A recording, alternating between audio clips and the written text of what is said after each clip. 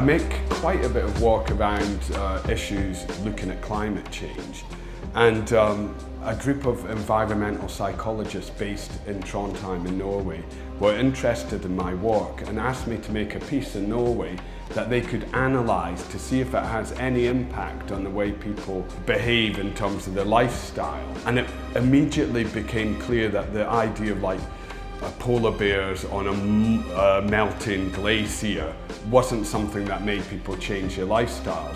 It's the things that affect them every day. And I live in London and the pollution affects me every day.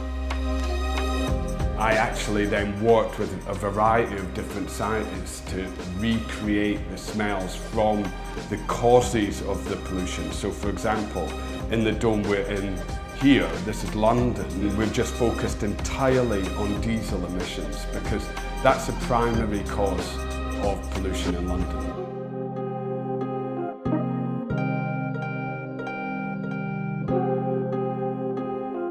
So I think it's a really interesting idea because it kind of makes the invisible visible. It's not something that we can normally think about. But when you see it like this, where you're seeing kind of a comparison between different cities and you can feel it and see it as you move from dome to dome, I think it's a really powerful way of kind of bringing this to the front of people's minds.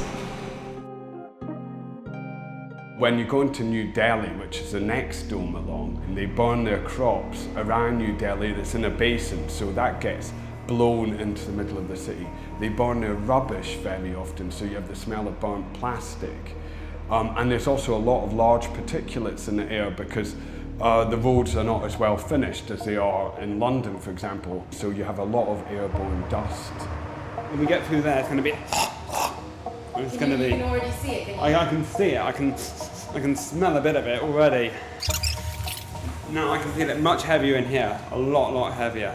A lot heavier on my chest.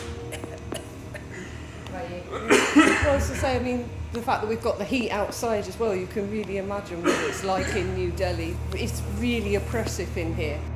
And also the fact that people are living in this every day, day in, day out, and they're breathing this in, bringing all this gunk into their lungs. Yeah, like the sort of car engines being sort of trapped in the atmosphere. So then you move from New Delhi through to Beijing, where I've picked more of a wintry day because the pollution's worse in Beijing in the winter because people still heat their houses with coal and wood. Yeah, we got to a point after New Delhi where we were like, I don't want to go into the next room. It was interesting reading the information about pollution. So you've got the smell of the wood, but you also have the smell of the factories, so there's a kind of a metallic smell in there and a smell of sulfur. This is terrible. It's amazing that people can live in this and survive. So I definitely wouldn't like to live in New Delhi because to be breathing this all day is definitely not healthy. And then the final dome in the polluted series is the Sao Paulo dome, and they use ethanol as their fuel. So that gives off a kind of vinegary type emission, and there's also very high ozone, so there's an ozone machine in there as well. For people with sensitive eyes, it can feel quite sharp on the eyes. It's not as humid as New Delhi was, which is quite nice. The entry and exit pod is based on where we first set this piece up, which is a small peninsula halfway up the coast in Norway called Tautra. And so it has the sea air coming in, it's got the smell of the forest, but fundamentally the air is very clean. I mean, we have this huge filter in there cleaning the air, so it is incredibly clean, but the problem that we're having is when you clean out the air, your sense of smell becomes more sensitive and you end up smelling the plastic of the dome. I think because it's quite hot outside and the plastic, I think most of it is just the plastic that you can smell. Yeah.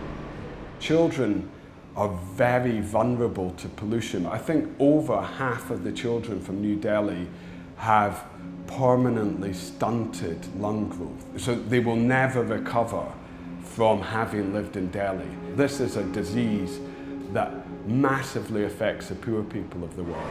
It makes me think like something needs to change. I really do want policymakers to come through. We need to change this. I'm really hoping that we can move this around. I'd love to take it to New Delhi. I'd love to take it to Beijing. That would be great if that happened.